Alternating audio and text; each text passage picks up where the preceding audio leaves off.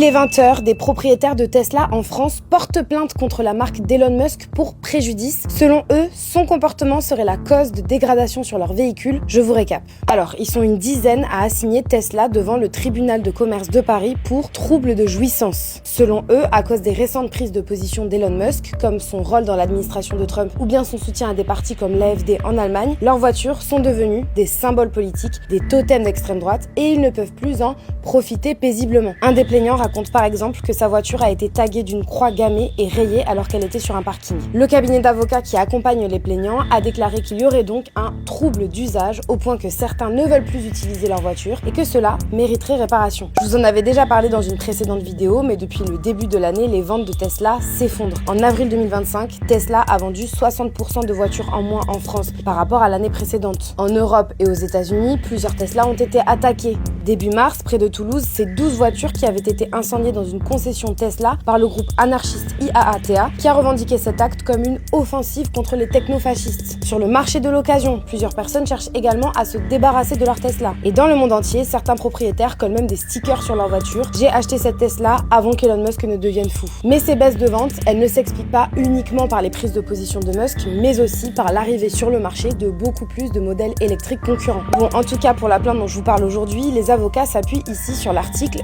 725 du Code civil, selon lequel le vendeur doit à l'acquéreur une jouissance paisible du bien vendu. Le cabinet GKA demande donc pour ses clients la résiliation du contrat pour ceux qui sont en leasing et le remboursement pour ceux qui ont acheté leur véhicule comptant. Il demande aussi symboliquement une réparation du préjudice subi. Pour l'instant, on ne sait pas encore quand cette affaire sera examinée, mais on vous tiendra au courant sur Brut.